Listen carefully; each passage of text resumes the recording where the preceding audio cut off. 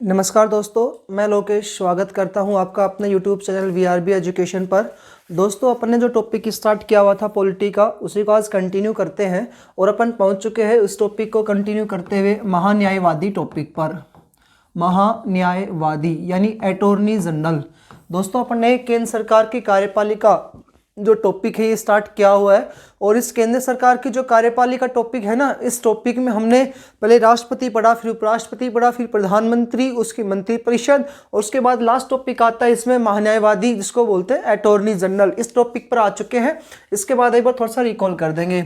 महान्यायवादी या attorney general, इसका ही English में नाम आता है जी, महान्यायवादी को ही कहा जाता है अटॉर्नी जनरल। तो महान्यायवादी ये कौन होता है, क्या इसका कार्य होता है, कौन इसकी नियुक्ति करेगा, शपथ, त्याग पत्र, कार्यकाल, जो भी आपसे पेपर में क्वेश्चन पूछेगा वो सारे लगभग इस टॉपिक में से मैं आपको क्लियर करने वाला हूं। अटॉर्नी जनरल जो होता है दोस्तों, ये जो है अटॉर्नी जनरल, इसका संविधान में आर्टिकल, तो कौन से भाग में इसका उल्लेख आता है, तो संविधान के भाग 5 में आता है। और कौन से आर्टिकल में इसका उल्लेख आता है जी, तो 76 में आता है। और दोस्तों एक इसके लिए अलग से आर्टिकल आता है 88। तो अनुच्छेद 77 और 88 में इस महान्यायवादी या अटॉर्नी जनरल का उल्लेख आता है। ये जो अटॉर्नी जनरल होता है ये केंद्र सरकार का सबसे बड़ा वकील है, एक तरीके से आप ये समझ लो। तो केंद्र का सबसे बड़ा वकील है ये, केंद्र का सबसे बड़ा वकील। अब इसको केंद्र के अंदर क्या कोड, केंद्र के अंदर का ही नहीं, देश का भी कह सकते हैं अपन, देश का सबसे बड़ा वकील। ये देश का सर्वोच्च विधि अधिकारी है। मैं ये कह रहा हूं कि सर्वोच्च विधि अधिकारी, कानून का अधिकारी है जी। वैसे तो CJI होगा, सुप्रीम कोर्ट का मुख्य न्यायाधीश, CJI जो अपन बोलते हैं चीफ जस्टिस ऑफ इंडिया, वो अलग पॉइंट है। ये कह रहा है कि विधि का जानकार होगा, तो विधि का सर्वोच्च विधि अधिकारी है। ये तो सर्वोच्च विधि अधिकारी है जो केंद्र सरकार या देश का सबसे बड़ा क्या होता है, वकील के रूप में कार्य करता है। इसके अलावा बात करें तो अपन ये भारत सरकार का कानूनी सलाहकार है, यानी कि जो केंद्र सरकार है या अपना देश है, तो इस सरकार जो चलाती है यहाँ पर, तो जो पक्ष में सरकार है उसका, तो भारत सरकार का कानूनी सलाहकार, भारत सरकार का कानूनी सलाहकार या देश का सलाहकार बोला जाता है इसको जी। तो उम्मीद आपको समझ में आया होगा। निचोड़ पॉइंट यही है कि केंद्र सरकार का एक बड़ा वकील होता है। यदि प्रधानमंत्री और मंत्रिपरिषद को किसी भी फैसले में या कोर्ट का कोई भी मुकदमा हो या कोई भी कोर्ट से संबंधित कुछ भी काम हो, तो उनके कौन करेगा, अटॉर्नी जनरल करेगा। ऐसे ही राज्यों में होते हैं महाधिवक्ता, उनको बोलते हैं एडवोकेट जनरल, वो आते हैं राज्यों में, ये होते हैं केंद्र में। तो केंद्र सरकार देश का सबसे बड़ा वकील है, देश का सर्वोच्च विधि अधिकारी होता है, केंद्रीय भारत का कानूनी सलाहकार के रूप में इसको नियुक्त किया जाता है। इसका उल्लेख संविधान के भाग 5 अनुच्छेद 76 और 88 में आता है जी। नेक्स्ट पॉइंट देखते हैं। ये जो महान्यायवादी होता है इसकी योग्यता क्या होती है, किस व्यक्ति को महान्यायवादी बनाया जाता है, तो महान्यायवादी के लिए योग्यता, अब अपन को पॉइंट टू पॉइंट पढ़ते रहेंगे। योग्यता, ये सारी बातें जो है कौन से आर्टिकल में लिखी है, 76 में लिखी गई है। दो आर्टिकल बता रहा हूँ, 76 और दूसरा आता है 88। तो 76 की जो बातें अपन करते चलेंगे। योग्यता देखिएगा, इसके लिए संविधान में जो योग्यता आती है दोस्तों, वो योग्यता कहता है कि सुप्रीम कोर्ट का मुख्य न्यायाधीश बनने की योग्यता होनी चाहिए।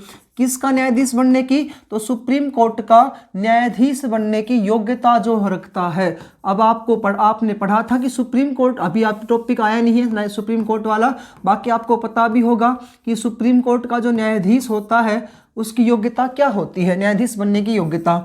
तो उसमें अपन पढ़ेंगे कि 10 साल तक एज ए जज के रूप में कार्य करते हैं, 5 साल के लिए एज ए वकील के 5 साल के लिए एज ए जज के रूप में कार्य करे, 10 साल के लिए वकील के रूप में कार्य करे, तो उसको जज बनाया जाता है। तो न्यायाधीश बनने की योग्यता, तो सुप्रीम कोर्ट के न्यायाधीश बनने की योग्यता जो रखता है उसको क्या बनाया जाता है, महान्यायवादी।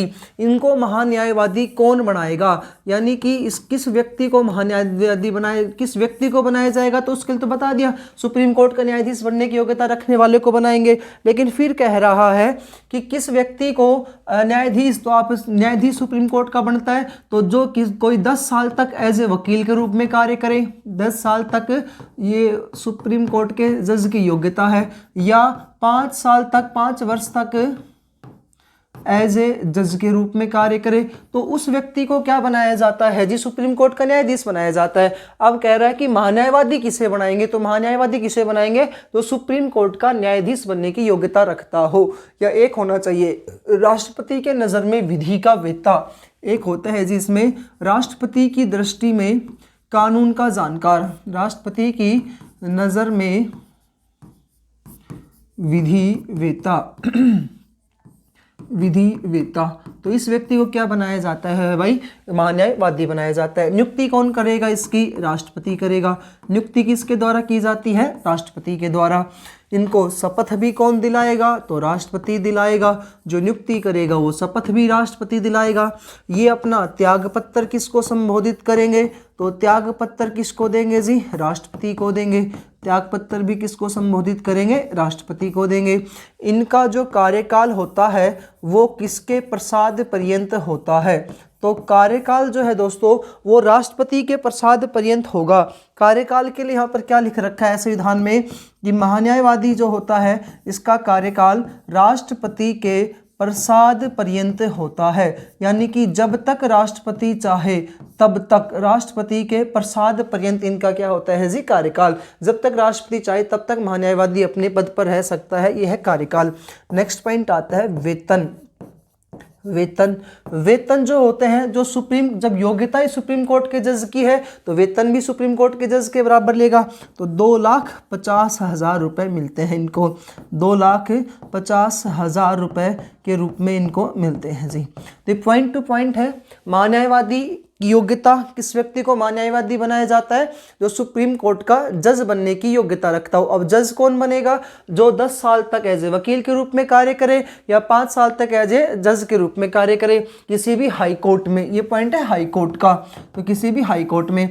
नेक्स्ट पॉइंट कहता है कि राष्ट्रपति की नज़र में कानून का जानकार हो, विधि वेत्ता। तो विधि वेत्ता का अर्थ क्या होता है, कानून का जानकार। राष्ट्रपति की नज़र में किसका जानकार होना चाहिए, कानून का जानकार होना चाहिए। अगला पॉइंट कहता है कि नियुक्ति कौन करेगा, राष्ट्रपति। शपथ कौन दिलाएगा, राष्ट्रपति दिलाएगा। कार्यकाल जो होगा वो राष्ट्रपति के प्रसाद पर्यंत। वेतन कितना है जी, 2,50,000 रुपये। कौन सी निधि में से दिया जाता है, संचित निधि में से दिया जाता है, संचित निधि में से दिया जाता है। वेतन में कमी या वृद्धि कौन करेगी, तो जी वेतन में कमी या वृद्धि करने का कार्य भी किसका होता है, संसद का ही है। संसद करेगी कमी या वृद्धि, वेतन में कमी या वृद्धि करेगी कौन, संसद करती है। तो ये पॉइंट है आपके महान्यायवादी से रिलेटेड। नेक्स्ट पॉइंट देखते हैं। अगला पॉइंट है प्रथम महान्यायवादी। तो प्रथम अटॉर्नी जनरल कौन बने थे, प्रथम महान्यायवादी। देखिएगा पेपर में ऐसे छोटे छोटे क्वेश्चन पूछते हैं। प्रथम महान्यायवादी बने थे MC सीतलवाड़। प्रथम महान्यायवादी कौन है जी, MC सीतलवाड़। अब पूछेगा वर्तमान महान्यायवादी कौन है, MC सीतलवाड़ प्रथम महान्यायवादी है। वर्तमान महान्यायवादी का नाम है, अभी चेंज हुए हैं, नहीं तो पहले आप जानते थे के वेणुगोपाल थे और के वेणुगोपाल के स्थान पर अब नया बना है और वो आपके लिए वेरी वेरी इंपॉर्टेंट है, R वेंकट रमन। R वेंकट रमन दोस्तों, ये सॉरी R वेंकट रमणी, रमन ही रमणी, R वेंकट रमणी, R वेंकट रमणी। ये जो है ये वर्तमान में जो है महान्यायवादी होते हैं, जो प्रधानमंत्री और मंत्री परिषद जो होती है इनको सलाह देने का कार्य करते हैं। इन्हें 1 अक्टूबर 2022 को इनको महान्यायवादी के रूप में शपथ दिलाई गई थी। तो इनका कार्यकाल स्टार्ट होता है 1 अक्टूबर 2022 को। और ये कौन से नंबर के बने हैं, तो जी ये 16वें नंबर के महान्यायवादी हैं। 16वें नंबर के क्या है जी, महान्यायवादी बने हैं। प्रथम महान्यायवादी थे MC सीतलवाड़। वर्तमान महान्यायवादी का नाम आता है R वेंकट रमनी, जिनका कार्यकाल 1 अक्टूबर 2022 से स्टार्ट होता है। 16वें नंबर के जी क्या है, यहाँ पर प्रधानमंत्री वो है जी। नेक्स्ट पॉइंट करते हैं इनके कार्य। तो इनके कार्य क्या क्या होते हैं, तो कार्य है PM व मंत्री परिषद। तो केंद्र के मंत्री परिषद, प्रधानमंत्री व मंत्री परिषद या भारतीय सरकार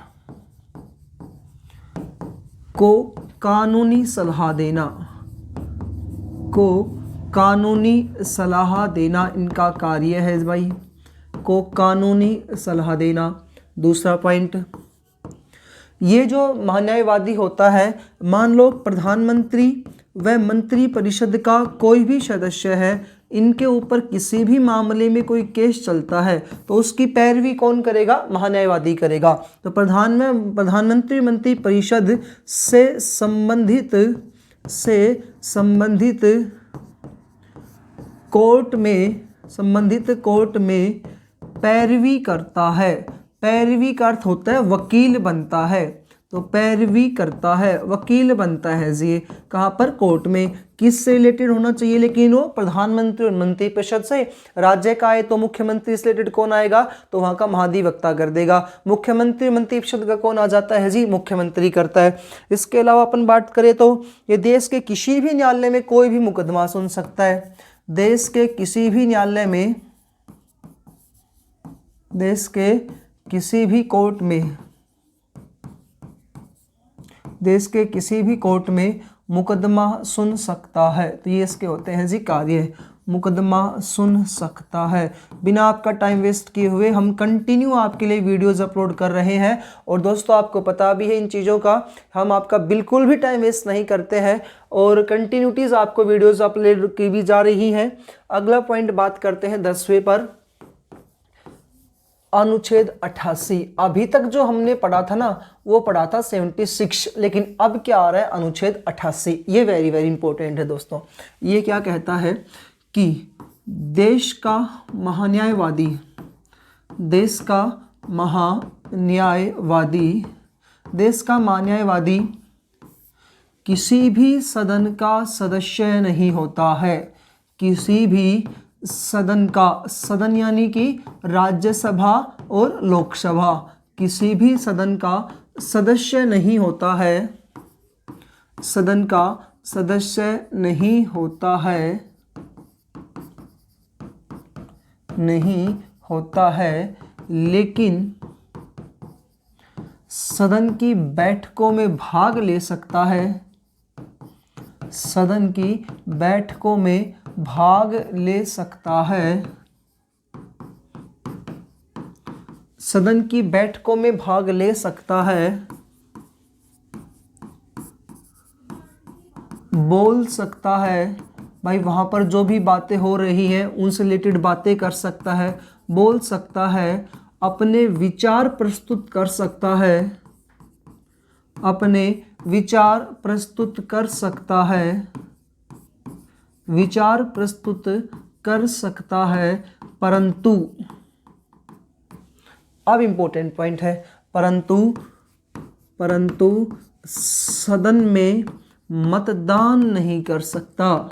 सदन में किसी भी बात से रिलेटेड कोई भी मत देने का पॉइंट आए तो वहाँ पर मतदान नहीं कर सकता है। ये कह रहा है कि किसी भी सदन का सदस्य नहीं होता है महान्यायवादी, लेकिन अगर ज़रूरत पड़े तो किसी भी सदन की बैठकों में भाग लेगा, वहाँ पर बोल सकता है, अपने विचार दे सकता है और इसके अलावा भाग ले सकता है। लेकिन अगर वहाँ पर मतदान करने की आवश्यकता पड़ी तो सदन में मतदान नहीं कर सकता है और किसी भी सदन का ये सदस्य नहीं होता है। ठीक है जी, ये था महान्यायवादी का टॉपिक आपका। दोबारा से रिकॉल करते हैं। केंद्र सरकार को अगर किसी भी विधि के बारे में कुछ भी जानकारी लेनी है इनको तो क्या किया वजह किसका पद बना रखा है जी? महान्यायवादी का पद बना रखा है। टॉपिक है महान्यायवादी। महान्यायवादी को अटॉर्नी जनरल कहते हैं। ये केंद्र सरकार का सबसे बड़ा वकील के रूप में कार्य करता है, देश का सर्वोच्च विधि अधिकारी होता है, केंद्रीय भारत सरकार का कानूनी सलाहकार होता है, जिसका उल्लेख संविधान के भाग 5 में आता है, अनुच्छेद 76 और 88 में आता है। 76 और 88 दो आर्टिकलों में आता है जिसका उल्लेख। नेक्स्ट पॉइंट अपने ये कहा है कि महान्यायवादी जो होते हैं इसमें से 76 में क्या क्या पॉइंट आता है कि इसकी योग्यता क्या होनी चाहिए। तो सुप्रीम कोर्ट का न्यायाधीश बनने की योग्यता होनी चाहिए, 10 साल तक एज ए वकील के रूप में कार्य करे, 5 साल तक एज ए किसी भी हाई कोर्ट में जज के रूप में कार्य किया हो, वो सुप्रीम कोर्ट का न्यायाधीश बनने की योग्यता रखता है। तो ये महान्यायवादी की यही योग्यता होनी चाहिए। नियुक्ति राष्ट्रपति करेगा, शपथ राष्ट्रपति दिलाएगा, त्यागपत्र राष्ट्रपति को संबोधित करेंगे, कार्यकाल राष्ट्रपति के प्रसाद पर्यंत होता है, वेतन 2,50,000 50,000 रुपए जो भारत सरकार की संचित निधि में से दिए जाते हैं और संसद के द्वारा कमी या वृद्धि इसमें की जा सकती है। प्रथम महान्यायवादी MC शितलवाड़ बने थे और R वेंकट रमणी वर्तमान में महान्यायवादी है, जिनका कार्यकाल 1 अक्टूबर 2022 से स्टार्ट हुआ है, 16वें नंबर के हैं और उन्होंने किसका स्थान ग्रहण किया है, ये वेरी वेरी इंपॉर्टेंट है जी। तो के वेणुगोपाल के स्थान पर ये बने हैं। के वेणुगोपाल, ये के वेणुगोपाल कौन से नंबर पे थे, तो 15वें नंबर के महान्यायवादी थे। के वेणुगोपाल का इन्होंने स्थान ग्रहण किया है। सर्वाधिक कार्यकाल महान्यायवादी के, सबसे लंबा जो कार्यकाल है महान्यायवादी का, ये नोट डाल के यहाँ पे लिखवा रहा हूं मैं, नोट है जी, सर्वाधिक कार्यकाल पूर्ण करने वाले थे, तो यहाँ पर सर्वाधिक कार्यकाल पूर्ण करने वाले थे सोली सोराबाजी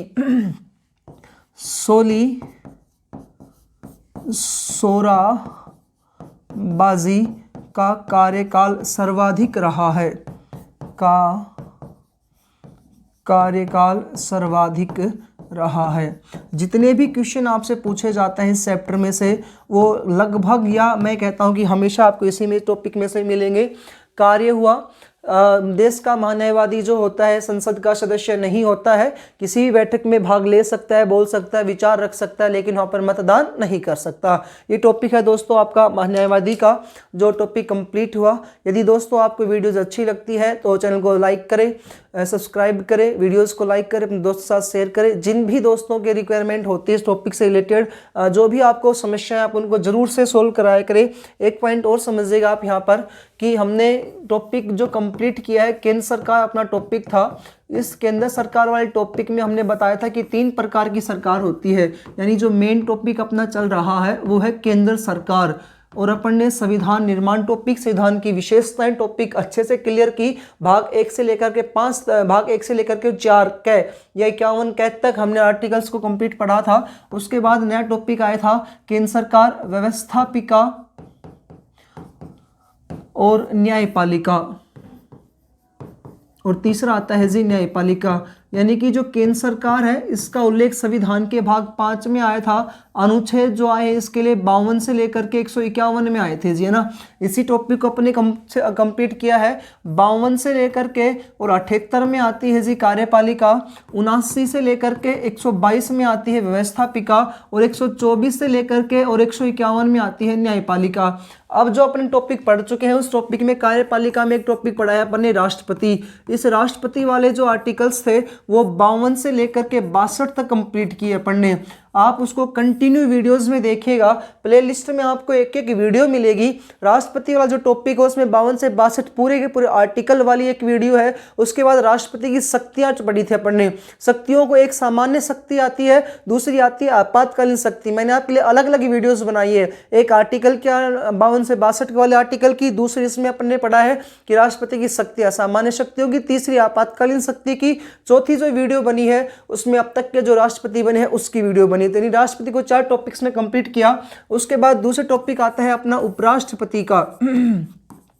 उपराष्ट्रपति जो होते हैं दोस्तों, इसके लिए संविधान में उल्लेख आता है 63 से लेकर के 70 तक का, और उपराष्ट्रपति को भी हमने ऐसे ही कंप्लीट किया। इसके आर्टिकल्स पढ़े हैं, अब तक के जो भारत के उपराष्ट्रपति बने हैं उनके बारे में अच्छे से इसको जाना था जी।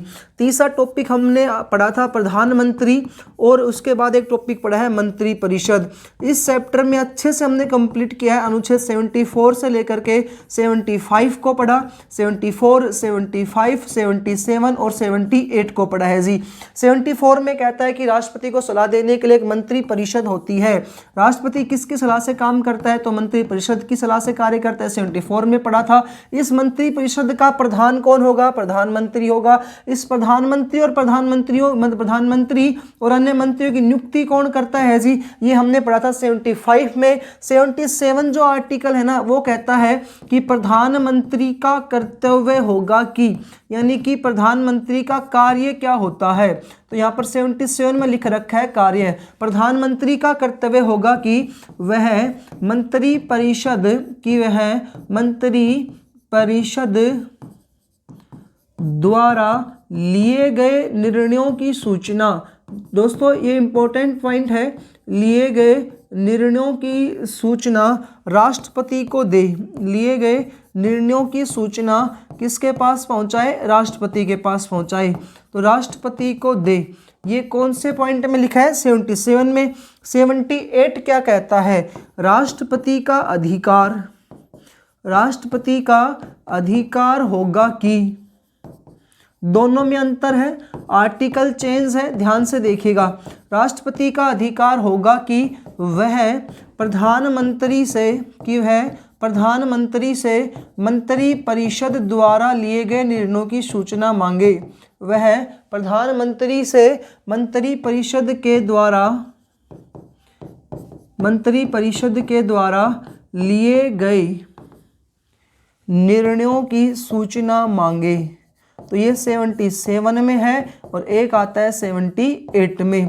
दोनों में अंतर क्या है? यहाँ पर तो राष्ट्रपति मांगेगा प्रधानमंत्री से सूचना, यहाँ पर प्रधानमंत्री राष्ट्रपति को सूचना देगा कि मंत्रिपरिषद इस बात पर डिसीजन ले रही है। तो ये 77 और 78 का पॉइंट आता है जी। पांचवा पॉइंट हमने पढ़ रहे हैं महान्यायवादी, और महान्यायवादी जो होता है, महान्यायवादी का उल्लेख 76 में आता है। तो दोस्तों अच्छे से हमने केंद्र सरकार की कार्यपालिका वाला जो टॉपिक है ये कंप्लीट कर लिया है। यदि आपको वीडियोस अच्छी लगती है तो आप इसको लाइक करें, अपने दोस्तों के साथ शेयर करें। मिलते हैं दोस्तों अन्य वीडियो में। जय हिंद, जय भारत।